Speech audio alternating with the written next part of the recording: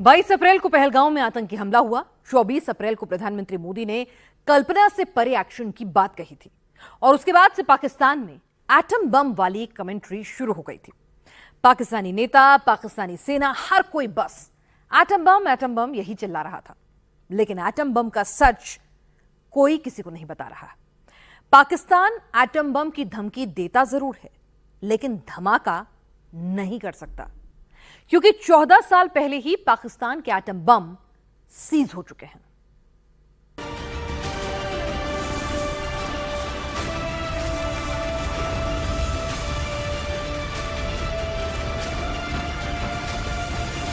पाकिस्तान के प्रधानमंत्री से लेकर पाकिस्तानी जनरल तक हर कोई एटम बम चिल्ला रहा है।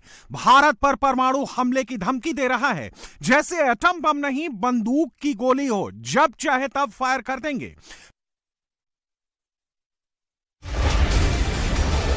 पाकिस्तानी इतने पर नहीं रुक रहे हैं, अब तोप से एटम बम दागने वाला शिगुफा लेकर आए हैं। धमकी दे रहे हैं कि इससे भारत में बने डैम को उड़ा देंगे।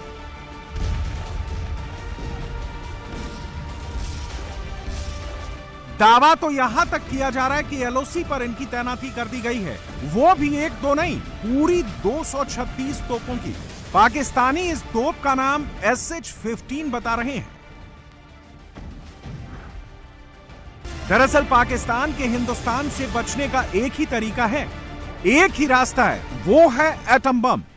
अगर इंडिया और पाकिस्तान में जंग हुई, अगर इंडियन आर्मी पीओके में दाखिल हुई, तो ना पाकिस्तान ये जंग रोक पाएगा, ना हिंदुस्तान की आर्मी के सामने टिक पाएगा, ना ही न्यूक्लियर वेपन चला पाएगा। इसकी टेस्टिंग भारतीय सेना भी कर चुकी है।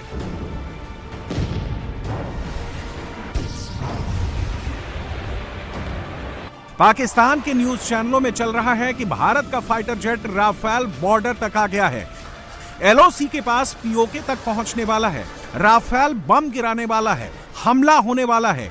पाकिस्तानी मीडिया में पिछले 36 घंटे से यही कमेंट्री चल रही है।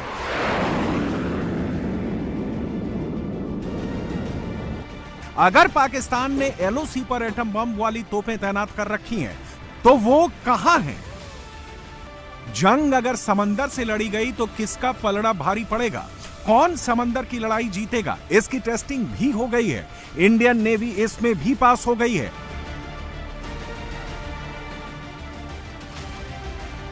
समंदर में पाकिस्तान को सबक सिखाने के लिए, जंग में पटखनी देने के लिए इंडियन नेवी अपनी तैयारियों को परख रही है।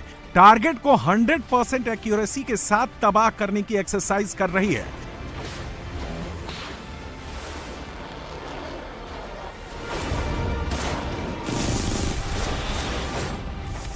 अरब सागर में इंडियन नेवी और पाकिस्तानी नेवी आमने सामने हैं। भारतीय नौसेना जहां युद्ध कर रही है, उससे ठीक 85 नॉटिकल मील दूर पाकिस्तानी नौसेना भी युद्धाभ्यास कर रही है। पाकिस्तान को डर सता रहा है कि कहीं इस युद्धाभ्यास की आड़ में कराची पर 1971 के ऑपरेशन ट्राइडेंट जैसा हमला न भारत कर दे। इंडियन नेवी आगे बढ़ी तो कराची को नो फ्लाई जोन घोषित कर दिया गया। दरअसल इसकी वजह है आईएनएस विक्रांत। आईएनएस विक्रांत ना सिर्फ एक एयरक्राफ्ट कैरियर है, बल्कि एक चलता फिरता एयरबेस और स्ट्राइक फोर्स भी है। आईएनएस विक्रांत अपने स्ट्राइक ग्रुप यानी डेस्ट्रॉयर, फ्रिगेट्स और एंटी सबमरीन शिप के साथ मिलकर पाकिस्तान के समुद्री रास्तों को ब्लॉक कर सकता है। कराची पोर्ट पाकिस्तान की लाइफलाइन है। यहां से 70% नेशनल ट्रेड और 80% पेट्रोलियम इंपोर्ट होता है। अगर आईएनएस विक्रांत ने इस पोर्ट को ब्लॉक कर दिया तो पाकिस्तान का ट्रेड बंद हो जाएगा, पाकिस्तान तेल को तरस जाएगा। आईएनएस विक्रांत के स्ट्राइक ग्रुप में शामिल MiG-29 फाइटर जेट्स 850 किलोमीटर तक हमला कर सकते हैं। इसमें 64 बराक और 16 ब्रह्मोस मिसाइलें हैं, जो हवा और जमीन पर सटीक निशाना लगाने में माहिर हैं। ये जेट्स और मिसाइलें पाकिस्तान के नौसैनिक ठिकानों, एयरपोर्ट्स को मिनटों में तबाह कर सकती हैं। पाकिस्तान को सबक सिखाने के लिए तैयारी सिर्फ समंदर में ही नहीं हो रही है, एलओसी पर भी है। इंडियन आर्मी एलओसी पर पाकिस्तानी फायरिंग का जवाब दे रही है। लगातार 7वें दिन पाकिस्तान ने एलओसी पर सीज फायर का उल्लंघन किया है। करीब 20 पोस्टों पर जबरदस्त फायरिंग की है। पाकिस्तान अब तक एलओसी से सटे नौशेरा, सुंदरबन, अखनूर, बारामूला, उरी, पुंछ और कुपवाड़ा समेत कई इलाकों में सीज फायर का वायलेशन कर चुका है, लेकिन भारतीय सेना इसका मुंह तोड़ जवाब दे रही है। हालत यह है कि पाकिस्तानी फौज के जवान अपनी पोस्ट छोड़कर जान बचा रहे हैं।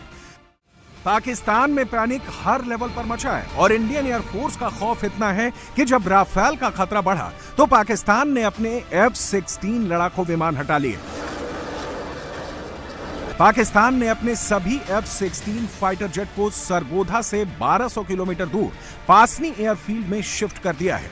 पाकिस्तान को डर था कि भारत के पास जो एयर डिफेंस सिस्टम S-400 है, कहीं वो S-400 की जद में आ गया तो F-16 तबाह हो जाएगा। इसलिए पाकिस्तान ने F-16 की जगह JF-17 फाइटर प्लेन को तैनात कर दिया है। हिंदुस्तान ने जल, थल और नभ में पाकिस्तान की क्षमता को चेक कर लिया है।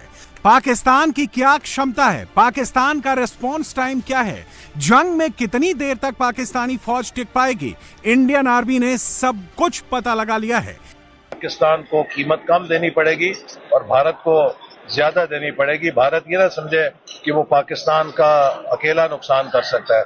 अगर वो पाकिस्तान का 4 आने नुकसान करेगा तो भारत का कम से कम 10 आने नुकसान होगा इंशाअल्लाह। एक अनुमान के मुताबिक अगर भारत पाकिस्तान के बीच जंग होती है तो 300 से 500 मिलियन डॉलर या उससे ज्यादा खर्च हो सकता है। 10 दिन के युद्ध में पाकिस्तान का 2 से 5 बिलियन डॉलर खर्च आएगा।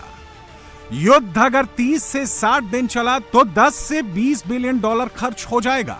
पाकिस्तान की कुल इकोनॉमी 350 बिलियन डॉलर की है। कुल जीडीपी का 65% कर्ज में डूबा है। स्टेट बैंक ऑफ पाकिस्तान के पास 10.20 बिलियन डॉलर का फॉरेन रिजर्व बचा है। पाकिस्तान को 100 बिलियन डॉलर से ज्यादा का कर्ज चुकाना है। अमेरिका पहले ही ऐलान कर चुका है कि पाकिस्तान को कोई फंडिंग नहीं करेगा।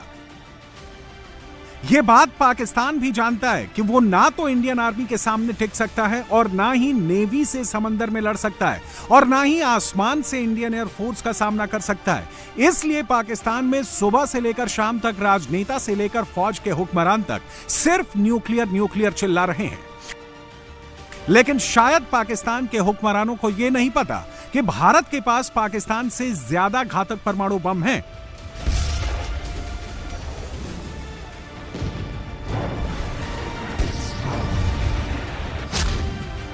पाकिस्तान के पास इस वक्त 170 परमाणु बम हैं, जबकि भारत पाकिस्तान से काफी आगे निकल गया है। उसके पास 180 एटम बम हैं।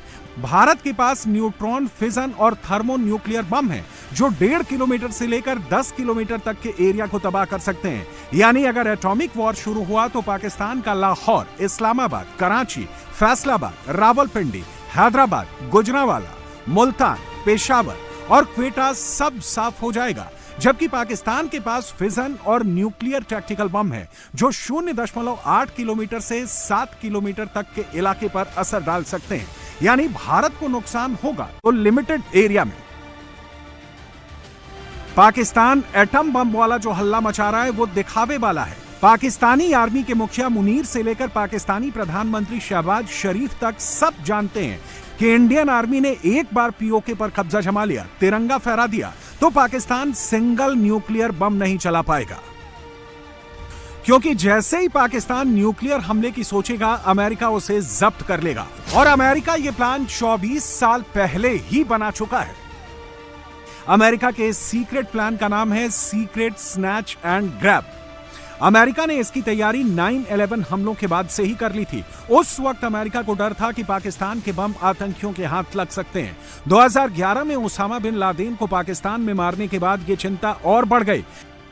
पाकिस्तान के पास 170 परमाणु हथियार हैं, जो सुरंगों और सैन्य ठिकानों में छिपा कर रखे गए हैं। लेकिन पाकिस्तान का गैर जिम्मेदाराना रवैया दुनिया को डराता है। यानी अगर पाकिस्तान में अराजकता फैली, आतंकियों ने इन बमों पर कब्जा करने की कोशिश की या भारत के साथ युद्ध छिड़ा, तो अमेरिका चुप नहीं बैठेगा।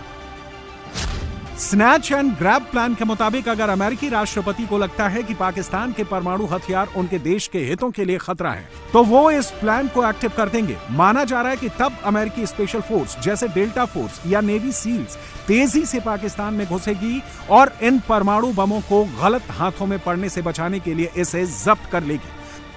2011 में इसका डर पाकिस्तान के पूर्व सैन्य प्रमुख परवेज मुशर्रफ भी जता चुके हैं। तब मुशर्रफ ने न्यूक्लियर जब्त करने पर युद्ध छेड़ने की धमकी तक दे दी थी।